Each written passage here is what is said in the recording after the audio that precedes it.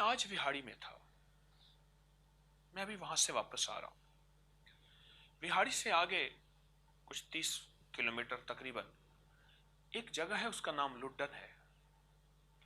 وہاں میاں ممتاز دولتانہ پنجاب کا پہلا وزیر اعلیٰ تھا۔ بتانے والوں نے بتایا کہ اس کا 1400 مربع زمین تھی، تقریباً 1400 مربع زمین اس کے والد کی، دادا پردادا کی۔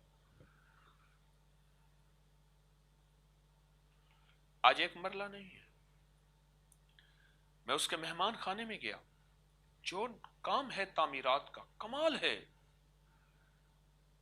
اس کی حویلیاں، اس کے مہمان خانے ہوئے نامور بے نشان کیسے کیسے، زمین کھا گئی آسماں کیسے کیسے، نہ گل ہیں نہ اونچے نہ بوٹے نہ پتے، ہوئے باغ نظر خزاں کیسے کیسے، ہر ایک دل پہ ہے داغ ناکامیوں کے، نشان دے گیا بے نشان کیسے کیسے۔ میں نے اپنے بیٹے کو کہا، بیٹو اپنی حویلی کی خیر مناؤ، سب مٹ جائے گا، مٹ جانے کا نشان ہے، باقی رہنے والی ایک ذات، کل من علیہا فان، ساری چیزوں کو فنا ہو۔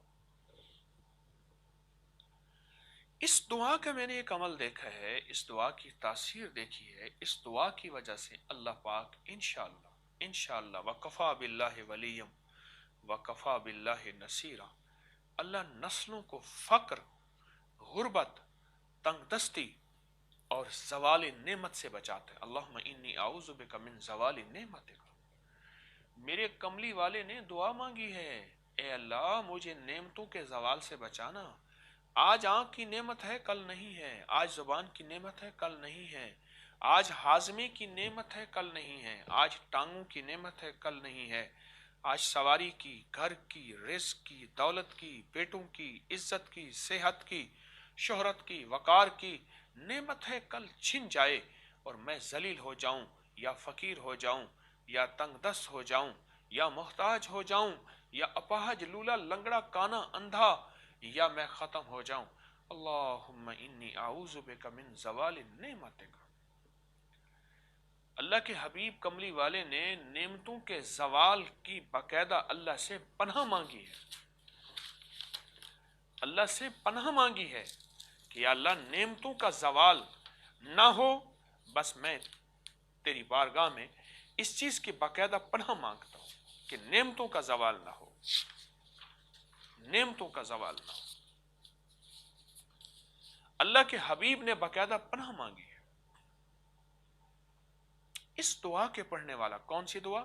میں بار بار اس لیے دہرا رہا ہوں، آپ بھی دہراتے جائیں، شاید ہمارے دہراتے دہراتے کچھ 27 دفعہ ہو جائے یا چند بار بھی ہو جائے، اور جن کو یاد نہیں ان کو یاد ہو جائے، اور جن کو یاد ہے ان کی یاد دہانی ہو جائے، اور جن کی یاد دہانی ہے ان کی زبان پہ ازبر ہو جائے، اور جن کی زبان پہ ازبر ہے پڑھیں گے تو اس وقت پوری دنیا ہمارے ساتھ ہے، یہ پوری دنیا میں اللہ کے نام کی برکت سے یہ درس سنا جا رہا، پتہ نہیں دنیا کے کونے میں کون سا مجبور بے بس یا اس کا دوست یا اس کا ولی بیٹھا ہے، وہ پڑھے ہم پڑھیں، اس کا پڑھنا ہمارا پڑھنا مل جائے اور وہ ہم بھی اس کی وجہ سے قبولیت کے مقامات اور درجات تک پہنچ جائیں، ہم بھی اس کی وجہ سے